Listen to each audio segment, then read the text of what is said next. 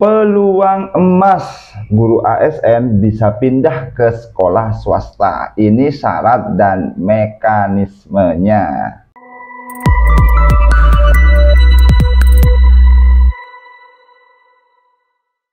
Halo, assalamualaikum. Kembali lagi di channel saya, Hidayat Viral. Nah, teman-teman, pada video kali ini saya akan share tentang peraturan pemerintah ya, peraturan Menteri Kemendikbudristek ya, terkait guru ASN bisa pindah ke sekolah swasta.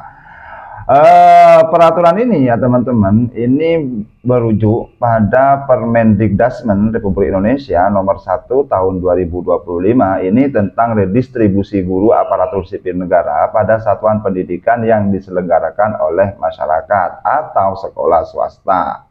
Dan di sini ya teman-teman, redistribusi itu ya, jadi redistribusi itu pengertiannya adalah penunjukan guru ASN pada satuan pendidikan yang diselenggarakan oleh pemerintah daerah ke satuan pendidikan yang diselenggarakan oleh masyarakat. Dan ini ada di pasal 1.6, teman-teman bisa membaca permennya, nanti saya kasih link ya di deskripsi. Jadi intinya redistribusi guru itu adalah penunjukan guru ASN pada satuan pendidikan yang diselenggarakan oleh pemerintah daerah ke satuan pendidikan yang diselenggarakan oleh masyarakat. Jadi dari sekolah negeri ke sekolah swasta ya. Kemudian ya teman-teman, di sini siapa yang didistribusikan ya, yang jenis guru apa? Yang pertama yaitu guru ASN ya. Guru ASN itu kan terdiri atas guru PNS dan juga guru P3K, di mana guru ASN sebagaimana dimaksud pada ayat 1 ini ya dapat diredistribusi pada satuan pendidikan yang diselenggarakan oleh masyarakat. Seperti itu ya teman-teman. Jadi untuk pasal 3-nya, redistribusi guru ASN sebagaimana dimaksud dalam pasal 2 ayat 2 di sini mempertimbangkan data kebutuhan guru pada satuan pendidikan yang diselenggarakan oleh pemerintah daerah dan masyarakat yang diperoleh dari data pokok pendidikan kementerian. Jadi database-nya itu tetap Dapodik ya teman-teman. Nah, di sini syaratnya ya, jadi syarat untuk redistribusi bagi guru PNS ya, ini bagi guru PNS nanti ada dua ya. Syaratnya ada bagi guru PNS dan juga bagi guru P3K ya teman-teman. Untuk guru PNS itu syaratnya yang pertama memiliki kualifikasi akademik paling rendah sarjana S1 atau diploma 4 dari perguruan tinggi dan program studi yang terakreditasi. Kemudian yang B ini memiliki pangkat paling rendah penata muda tingkat 1 golongan ruang 3B, jadi minimal 3B ya teman-teman. Kemudian yang C ini memiliki hasil penilaian kinerja guru ya, hasil PKG dengan sebutan paling rendah baik selama 2 tahun terakhir untuk setiap unsur penilaian. Jadi setiap unsur penilaian di dalam PKG itu harus minimal baik ya, paling rendah gitu ya, selama 2 tahun. Kemudian yang D itu sehat jasmani, rohani, dan bebas narkotika, psikotropika, dan zat adiktif lainnya atau nafsa ya. Itu berdasarkan surat keterangan dari rumah sakit pemerintah. Jadi nantinya minta surat keterangan sehat ya dari rumah sakit pemerintah ya, entah itu puskesmas atau RSUD. Kemudian yang yang kelima, tidak pernah dikenai hukum disiplin sedang dan atau berat sesuai dengan ketentuan peraturan perundang-undangan. Dan yang F, tidak pernah menjadi tersangka, terdakwa, atau tidak menjadi terpidana. Ini untuk syarat distribusi bagi guru PNS ya. Untuk yang P3K, nah di sini yang A memiliki kualifikasi akademik paling rendah sarjana S1 atau diploma 4 dari perguruan tinggi dan program studi yang terakreditasi. Kemudian yang B memiliki jenjang jabatan paling rendah guru ahli pertama ya.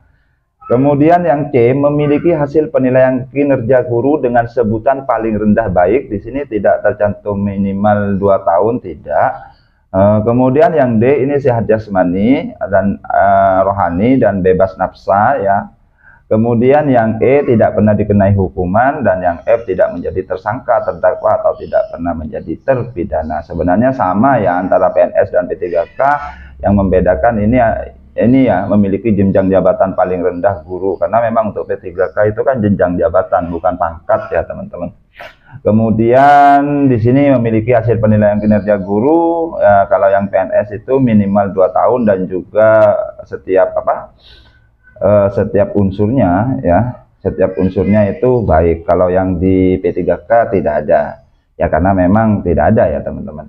Kemudian apa sih kriteria satuan pendidikan yang diselenggarakan masyarakat yang menerima redistribusi ya? Jadi ada sekolah swasta, itu syarat sekolah swasta untuk menerima guru yang redistribusi ya. Jadi syarat untuk sekolah swastanya yaitu yang pertama memiliki izin operasional dari pemerintah daerah. Kemudian yang ke B, terdaftar dalam data pokok pendidikan paling sedikit 3 tahun, melaksanakan kurikulum yang ditetapkan dan atau disahkan kementerian. Kemudian yang D, memiliki peserta didik warga negara Indonesia dengan bahasa pengantar resmi bahasa Indonesia. Jadi muridnya ini warga negara Indonesia dengan bahasa pengantar resmi bahasa Indonesia. Jadi kalau sekolah swasta yang peserta didiknya itu bukan warga negara Indonesia, itu tidak menjadi syarat ya teman-teman. Kemudian memiliki anggaran penerimaan biaya pendidikan lebih kecil dari kebutuhan biaya operasional satuan pendidikan ya bosnya. Kemudian tidak menolak dana bantuan operasional satuan pendidikan. Kemudian yang E, memiliki rombongan belajar atau rombel lengkap dengan jumlah peserta didik sesuai dengan ketentuan peraturan perundang-undangan. Itu ya teman-teman syaratnya untuk sekolah. Kemudian bagaimana mekanismenya? Tentunya ini tertulis di pasal 7, redistribusi guru ASN pada satuan pendidikan yang diselenggarakan oleh masyarakat itu dilakukan oleh PPK atau pejabat pembina kepegawaian sesuai dengan kewenangannya. Kemudian yang kedua, redistribusi guru ASN sebagaimana dimaksud pada ayat 1 di sini dilaksanakan setelah mendapatkan rekomendasi dari tim pertimbangan redistribusi guru ASN. Siapa tim pertimbangan redistribusi guru ASN ini? Tentunya tim pertimbangannya itu yang pertama ada Dinas Pendidikan daerah provinsi, Dinas Pendidikan daerah kabupaten atau kota, dan badan yang menangani urusan kepegawaian di daerah sesuai dengan kewenangan atau BKPSDM ya teman-teman. Itu ya teman-teman mungkin yang keempat ini ya, tim pertimbangan redistribusi guru ASN sebagaimana dimaksud pada ayat 3 ditetapkan oleh PPK atau pejabat pembina kepegawaian sesuai dengan kewenangan. Itu ya teman-teman. Jadi mungkin ada di antara teman-teman yang berminat untuk redistribusi ke sekolah swasta, yuk di sini adalah peluang emasnya. Terima kasih. Kalau misalnya ada tambahan informasi, silakan ketik di kolom komentar. Jangan lupa like, share, dan subscribe tentunya. Terima kasih. Wassalamualaikum warahmatullahi wabarakatuh.